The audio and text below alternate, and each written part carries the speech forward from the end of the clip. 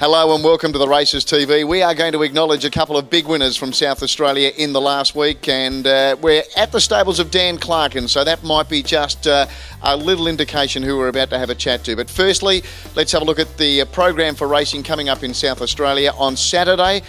Obviously racing at Morphettville, it's Irish Day, it's going to be a big day there. On Sunday we go racing at Port Augusta. Next Wednesday we're racing at Strathalbyn, and on Thursday we go racing down in the southeast at Penola.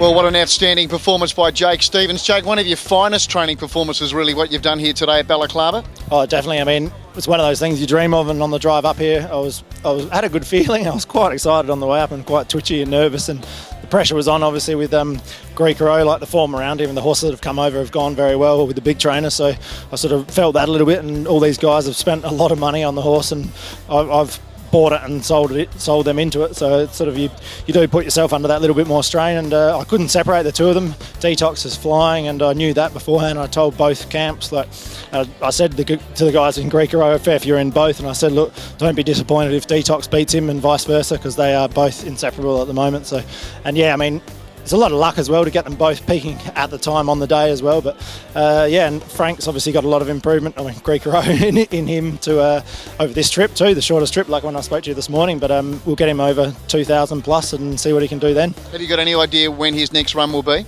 We may well try and do a bit more of a Alcopop 09 style and go the JRA. He wants that trip. He's handled that sort of tight turning track at Marseille in France, and we'll just have a look and see. Obviously, he appreciated this as well, and just see how he pulls up. That same cliched training saying.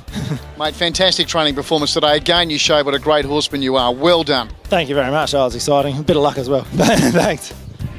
Well, normally when we're at Dan Clarken's stables, we're acknowledging the little chestnut behind him, Miracles of Life. But Dan, this time we're paying you a visit to say congratulations on winning the Fred Hoysted Award in Melbourne last weekend. What a big thrill that must have been for you.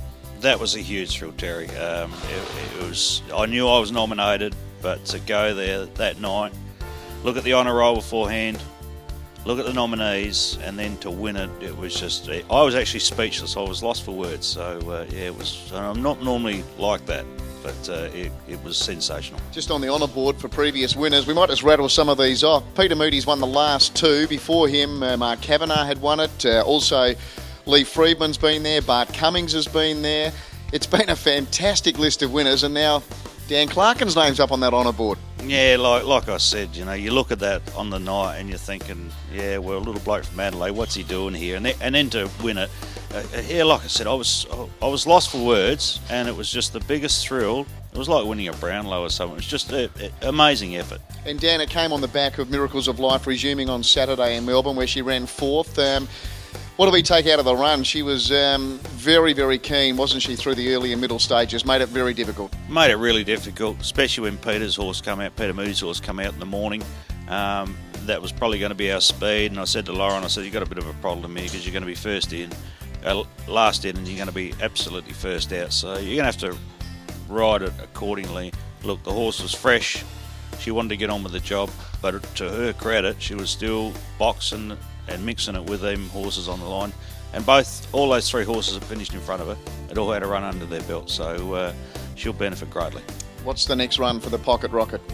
Look, we'll probably look at the present time we're looking at Moonee Valley on the Friday night, the Champagne Stakes, and then we'll work it out from there, but it's probably from there to the Blue Sapphire and then into the Cornwall. Well, Dan, once again, mate, congratulations. It's a fantastic achievement, a great honour for you, and they can never take it away from you. When that list of winners comes up from here on in, your name will be up there, mate. Yeah, thanks, Terry. It's a massive thrill. It really is a massive thrill, and I'm privileged to have it. Well, a big thank you to both Jake Stevens for joining us at Balaklava on Wednesday after his fantastic performance with the Quinella in the Cup. And again, well done to Dan Clarken winning the Fred Hoysted medal in Melbourne last weekend. But let's have a look at what's coming up at Morphettville on Saturday. The two jumping races, race number 2, the steeple. It's attracted a field of 7, as you can see there. The weights headed by Rebuka. And the hurdle, race number 4 on the program, a field of 9, and King Triton lines up there. Now, just on King Triton, we might now have a look at the points for the Star Cruisers Over the Rainbow Jumping Series. These are the last 2 races for the series on Saturday. As we can see in the horses bracket, Demosa leads on 24, but with a strong performance by King Triton on Saturday, who's on 20. he can claim Demosa for that championship. We look at the Trainers Award. Barry Brook with Demosa's Deeds leads on 24, but Eric Musgrave just 2 points adrift, and he's got a lot of runners on the weekend, so you'd have to think that Barry Brook on shaky ground. And as far as the Jockeys Series is concerned, well, Stephen Pateman leads, and as you can see, it's Amy Herman in second spot. Amy out injured. She's out for another 4 or 5 weeks with that broken collarbone after a fall at Strathalbyn. So Stephen Pateman has the Jumps Jockey Series wrapped up. We'll see you again next week for the Races TV. There's nothing like a day at the races.